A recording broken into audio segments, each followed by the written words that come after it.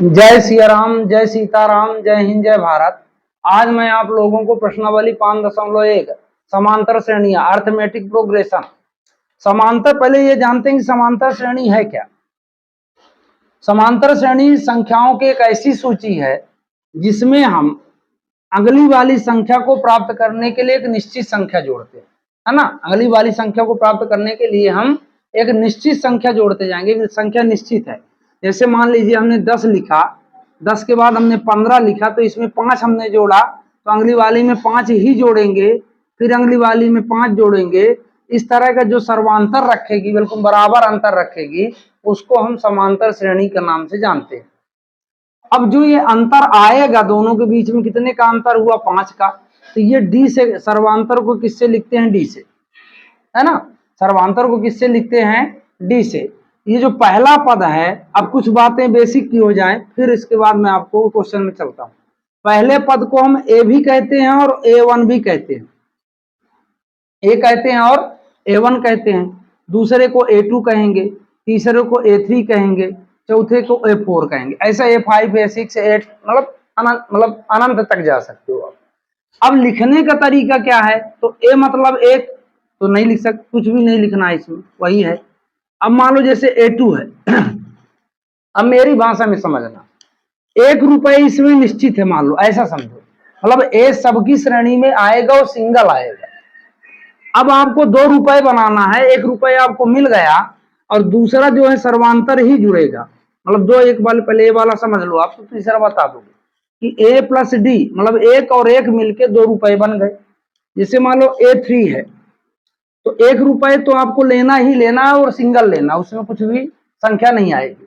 अब 1 आपके पास आ गया, आपको 3 बनाना है, तो कितने की जरूरत हुई? 2 की। तो 2 की जरूरत हुई, तो मतलब यहाँ 2D आएगा। जैसे मान लो A4 लिखा है, तो ए तो लेना ही लेना है, सिंगल लेना है। अब 1 रुपए आपके पास आ गए, 4 रुपए बनाना है, कितना कम गया? 3, तो 3D हो गया। जैसे मान लो आपको A50 बनाना है, तो A50 बनाएंगे तो 1 रुपए हमारे कंफर्म है कि हमारे पास है हमेशा के लिए, ऐसा समझो आप। अब 1 रुपए में क्या जोड़ेंगे? 50 रुपए हो जाए तो 49 जोड़ेंगे, 49D हो गया।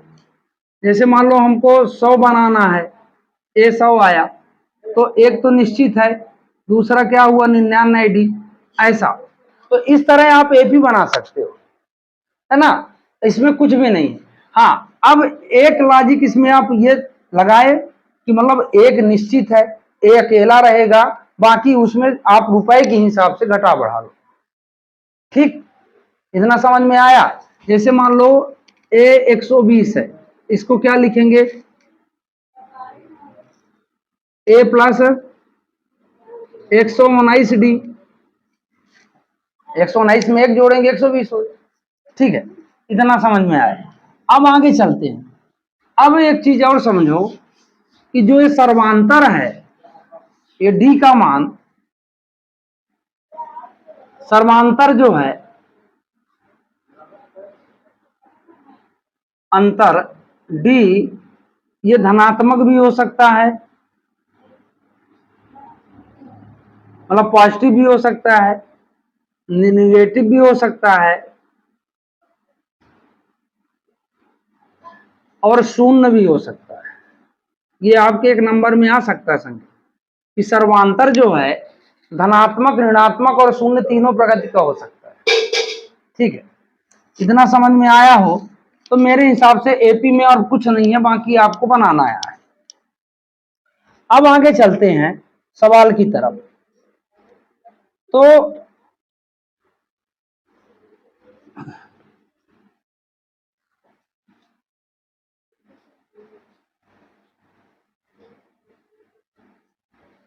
अब एक चीज और पूछा जा सकता है, जैसे सूत्र समझ लेते हैं, ये तो हालांकि आगे लगेगा, इसमें नहीं लगेगा 5.1 में, फिर भी समझ लेते हैं कि समांतर श्रेणी का व्यापक रूप कोई पूछे, व्यापक रूप, तो व्यापक रूप में होगा n, है ना। नहीं, ए पहले आएगा, ए प्लस n-1 होल डी, ये समांतर श्रेणी का व्यापक रूप है। समांतर श्रेणी का व्यापक रूप है, मतलब आप लोगों को मैं बेसिक में जो भी है समझ में आएगा उतना बता सकता हूं। अब अगर योगफल पूछे,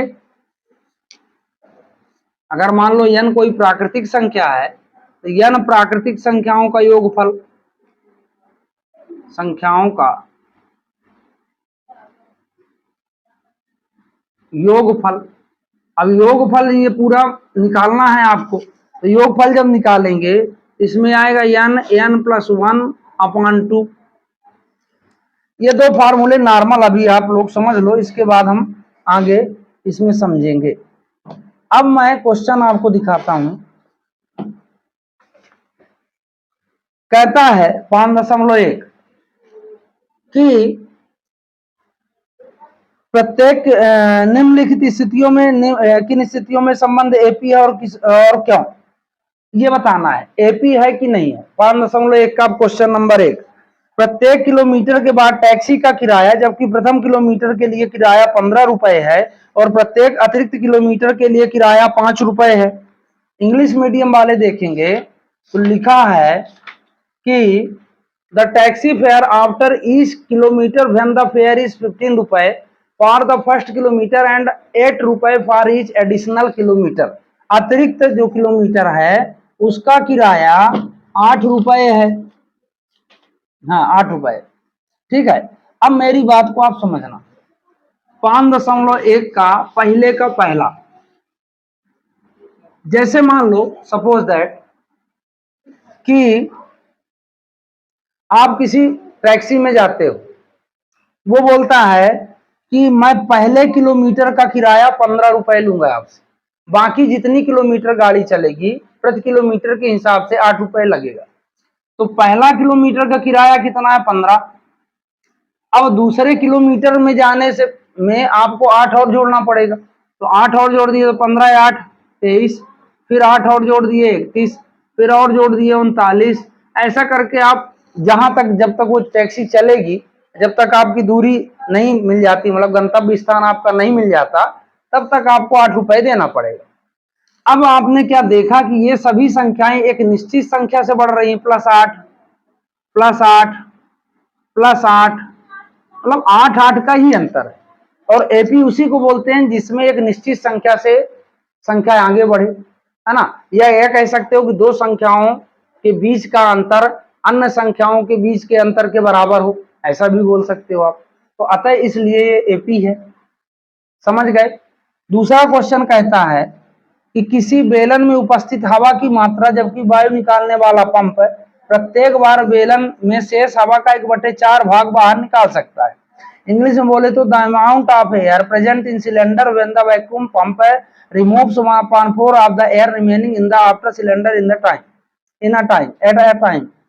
तो कहने का मतलब यह है कि जैसे मान लो हम घरेलू सिलेंडर का उदाहरण लेते हैं, उसमें 15 kg गैस भरी रहती है। अब एक बार आपने पंप किया तो प्रश्न कहता है कि 1/4 भाग इसका बाहर निकला, 4 से काट दो, 4 3 12 और 3 बचा, 4 7 28, 4 5 20, मतलब 3 किलो 75 ग्राम गैस इसकी बाहर आई। फिर 15 किलो में 3 किलो 75 ग्राम माइनस करो तो 11 किलो मतलब 25 ग्राम बचा। अब इस 11 किलो 25 ग्राम का आप 1/4 निकालोगे तो ये कम हो जाएगा कि नहीं होगा। 4 दूनी 8, 3 बचा 32 हुआ, 4 8 32 और 4 1 कम 4, मतलब ये अंतर नहीं प्राप्त हो रहा, इनका सर्वांतर बराबर नहीं है, इसलिए एपी नहीं है। मात्र इसमें ये बताना है कि एपी है कि नहीं है। इस तरह के क्वेश्चन समझ में आ रही बात। अब आगे चलते हैं। फिर एक कहता है कि प्रत्येक मीटर की खुदाई के बाद एक कुआं खोदने में आई लागत, जबकि प्रथम मीटर खुदाई की लागत 150 रुपए है, बाद में प्रत्येक मीटर खुदाई की लागत 50 रुपए बढ़ती जाती है। इंग्लिश में बोले तो the cost of digging a well after every metre of digging when is cost ₹150 for the first metre and rises by 50 for each subsequent metre. अब कुल मिला के जैसे मान लो आप एक कुआं खोदवाते हो, कुआं खोदने वाला कहता है कि मैं पहले मीटर जो खोदूंगा 1 मीटर का 150 रुपए लूंगा, इसके बाद जितनी भी गहराई होगी वहां 50 रुपए आपके और जुड़ते जाए। मेरी बात को अच्छे से समझना। मतलब पहले मीटर का उसने खुदाई कितनी ली, 150। अब दूसरा मीटर जब बनेगा तो +50 हो जाएगा तो 200, फिर इसके बाद 250, फिर इसके बाद 300, ऐसा खोदते जाएगा जब तक वो खुदेगा काम का। तो कुल मिला के इनके बीच में डिफरेंस कितने का आया, 50 का। फिर इससे डिफरेंस कितने का आया, 50 का। फिर इतने डिफरेंस कितने आया, 50 का। मतलब एक समान संख्या और समान अंतर से ये संख्या आगे बढ़ रही है, अतः एपी है ना। चौथी बात कहता है खाते में प्रत्येक वर्ष का मिश्र धन जबकि 10,000 रुपए राशि 8% वार्षिक दर से चक्रवृद्धि ब्याज पर जमा की जाती है। The amount of money in the account every year when 10,000 deposit at the compound interest at the 8% per annum. अब मेरी बात को थोड़ा समझना है इसे। एपी मतलब कुछ नहीं, यहां से आपको लगेगा तो 10,000 रुपए आपने मूलधन बैंक में जमा किया। अब वो बैंक वाला बोलता है कि 8% में साल भर में दूंगा, तो 8% के हिसाब से 800 रुपए सालाना आपको ब्याज मिली। दूसरे साल की आपकी मूल राशि है 10,000 में 800 जुड़ जाएगा तो 10,800 हो गया। अब इसका 8% निकालोगे तो ये 0 से 0, 0 से 0, 8 अठाई 64, 8 एक कम 8, 864 मिला। मतलब पहले साल 800 मिल रहा, दूसरे साल कितना मिल रहा, 864। तो एपी है क्या, नहीं। अगर इस साल भी 800 रुपए मिलता हमको तो एपी बनती, क्योंकि एपी का मतलब ही है कि समान संख्या होनी चाहिए, दोनों के बीच में डिफरेंस समान होना चाहिए आगे वाली संख्या, है ना। तो समझ, मेरे हिसाब से आप लोगों को समझ में आ गया होगा कि एपी तभी बनती है जब सभी जो A1 A2 A3 मतलब A3 A4 इनके बीच का जो डिफरेंस है वो बराबर हो, समान हो, वहां अर्थमेटिक प्रोग्रेशन होता है ना। तो और ये समांतर सार्व जो क्या नाम से सार्वंतर है, कॉमन डिफरेंस। अगर कॉमन डिफरेंस सेम नहीं है, कॉमन इंग्लिश में बोले तो कॉमन डिफरेंस अगर सेम नहीं है तो अर्थमेटिक प्रोग्रेशन नहीं होगा, एपी नहीं होगा। तो ये पहला आपका पूरा हो गया, मतलब इसमें कुल मिला के पहला और तीसरा एपी है, बाकी नहीं। अब एक दूसरा क्वेश्चन देखते हैं। कहता है कि दी हुई एपी के प्रथम 4 पद लिखिए जबकि प्रथम पद ए और सर्वांतर डी निम्नलिखित है। Write first 4 terms of AP when the first term a and common difference d are given as below. पहला नंबर कहता है ए इक्वल 10, ए इक्वल 10 और इसमें डी इक्वल भी 10 है, डी इक्वल भी 10 है, डी इक्वल भी 10 है। अब जब डी इक्वल 10 है, इसमें आपको यह दिमाग लगाना है कि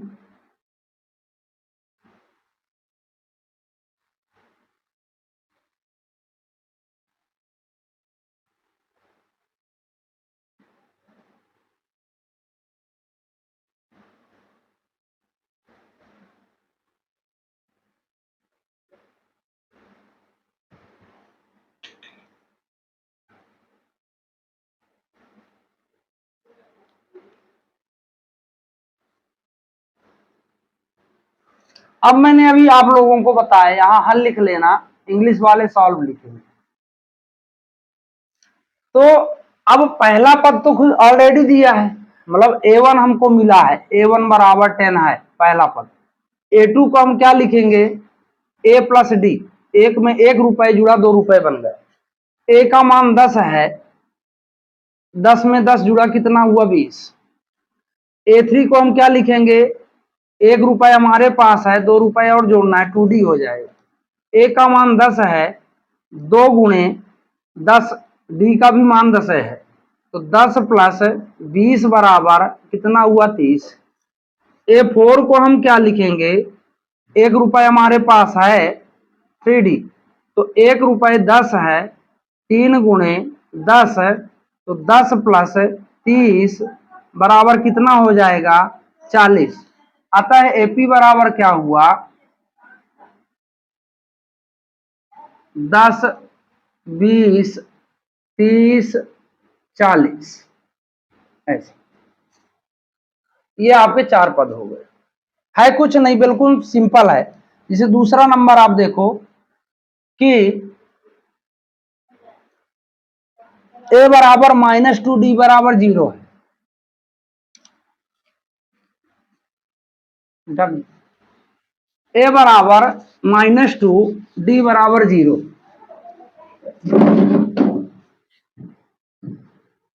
दूसरा हल ए इक्वल -2 डी इक्वल 0। पहला पद हमको है a1, मतलब a1 और a में कोई अंतर नहीं, a बराबर a1 लिख सकते हो, कोई दिक्कत नहीं, ठीक है। -2 है, सॉरी। अब a2 जब लिखेंगे हम तो a2 को क्या लिखते हैं, a प्लस डी। अगर आपको ये लिखते बन गया तो 100% एपी आपसे बन जाए। तो a का मान क्या है, -2 प्लस 0, तो 0 में कुछ जोड़ो या घटाओ उतनी ही संख्या आएगी। a3 बराबर a प्लस 2d होगा। तो a का मान क्या है, -2, 2 गुणे 0, तो ये भी 0 हो गया, मतलब बराबर -2।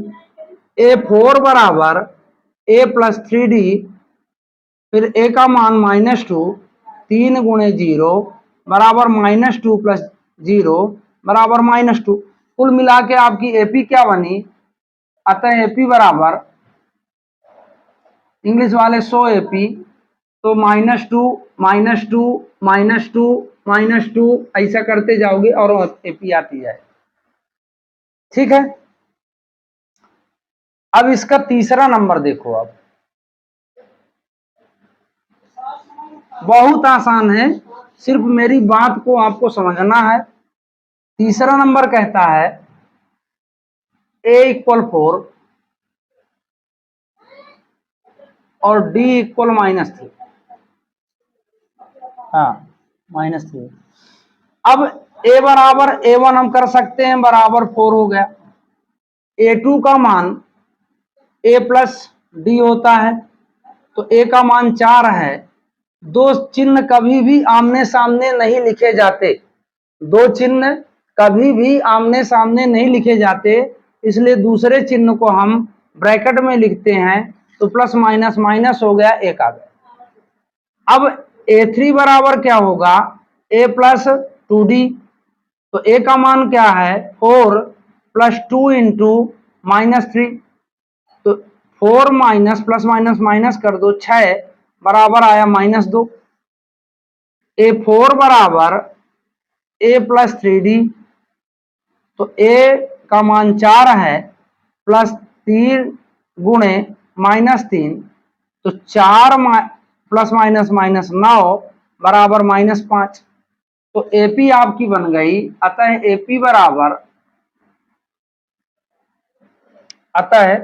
बराबर पहली एपी हमारी 4 है, दूसरा हमको क्या मिला 1, तीसरा क्या मिला -2, चौथा क्या मिला -5। बस 4 है तो बनाना था, और आगे भी आ सकती, कोई दिक्कत नहीं, ठीक है, समझ रहे हो बात को। अब इसका चौथा नंबर देखो,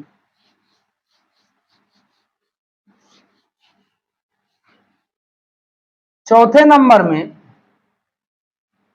a बराबर -1 और d इक्वल 1/2। फिर वही काम करना है कि a बराबर a1 बराबर -1, a2 का मान क्या होगा, a प्लस डी, तो a का मान -1 और d का मान 1/2, दोनों का एलसीएम ले लीजिए, 2 1 कम 2 और 2 का भाग की 1, 1 1 कम 1 बराबर आया, बड़ी संख्या का चिन्ह लिया जाता है। a3 बराबर a प्लस 2d, तो a का मान -1, 2 गुणे d का मान ये कट गया, तो -1 प्लस 1 बराबर 0। a4 जो है a प्लस 3d, तो a का मान -1 प्लस 3 गुणे 1/2, तो -1 प्लस 3/2। अब इसको यहाँ हल कर लेते हैं, तो -1 प्लस 3/2, तो 2 एलसीएम लोगे, 2 आया, 2 1 कम 2, यहाँ 3 आ गया, तो 1/2। अतः एपी बराबर -1, फिर -1/2, फिर 0 आया, फिर 0 के बाद आपका आ गया 1/2, ऐसा। ठीक, मतलब मैं फिर कह रहा हूं कि जैसे A2 है, तो A2 में आप लोग ये दिमाग लगाना, सब कोई भी एपी लिखोगे, 1 रुपए आपके पास हमेशा ए रूप में, मान लो कि ए रूप में हमारे पास 1 रुपए हमेशा है। अब 2 रुपए बनाना है 1 रुपए को, तो एक ही जोड़ना पड़ेगा, तो एक डी जोड़ दिए। 3 रुपए है अगर, तो 1 रुपए हमारे पास है, 2D जोड़ दिए। बात समझ में आ रही ना? ठीक है, अब चौथा नंबर देखते हैं इसको, सॉरी लास्ट नंबर।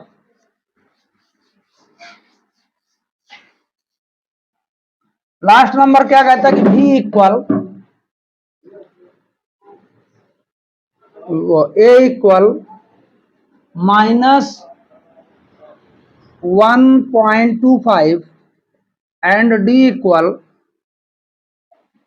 -0.25, इतना है।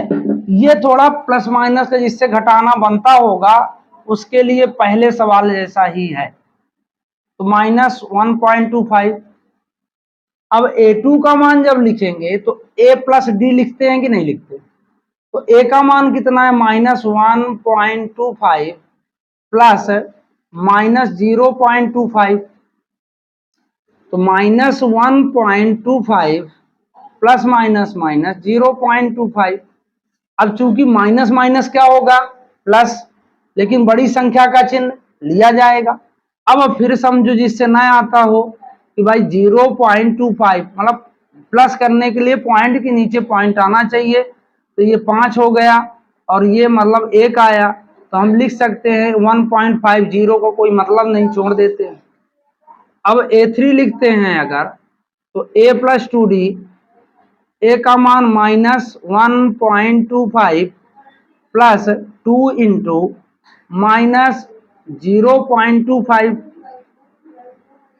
-1.25 प्लस माइनस माइनस, अब यहां से गुणा कर लो, 25 दूनी 50 होता है, सीधे सीधे होता कि नहीं होता? अब इसको घटाओ, तो 1.25 माइनस 0.50, तो 5 आ गया, 12 में 5 गए 7, और ये 0 पॉइंट हो गया। तो बड़ी संख्या, सॉरी जोड़ना है, 5 2 7 1 75, ठीक है, माइनस माइनस प्लस, तो ये कितना हो जाएगा? 1.75। ये तीसरी एपी आ गई। अब चौथी एपी के लिए A4 बराबर A प्लस 3D, A का मान -1.25 प्लस 3 इंटू -0.25। 25 का पहाड़ा बहुत आसान है, सबसे आता है। 25 से 75 होता है कि नहीं होता है ना? अब माइनस माइनस क्या होगा? प्लस, लेकिन बड़ी संख्या का चिन्ह लिया जाएगा। 5 5 10, 7 2 9 1 10, और ये 2 हो गया। वैसे 1 रुपया 25 पैसा में, तो इसको हम 2 लिख सकते हैं कि नहीं लिख सकते?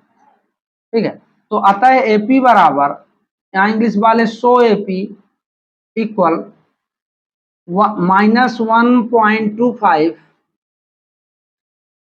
फिर आगे आया -1.5, फिर आगे आया तीसरे नंबर में कामा लगा के -1.75, फिर आया -2। यही आपका आंसर।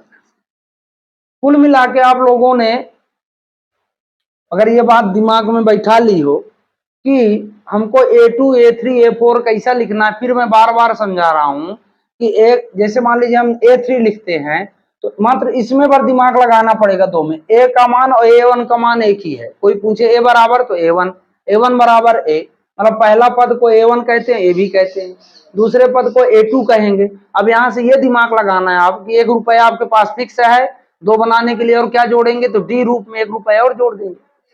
A3 लिखना है तो 1 रुपये तो फिक्स है, इसमें 2D जोड़ देंगे तो 3 बन जाएगा, 2 1 3। ऐसा दुनिया का कोई भी अंक बना सकते हो। तो मैं आशा करता हूं कि वीडियो आपको पसंद आई होगी, तो चैनल को लाइक सब्सक्राइब शेयर जरूर कीजिए। जय हिंद, जय भारत।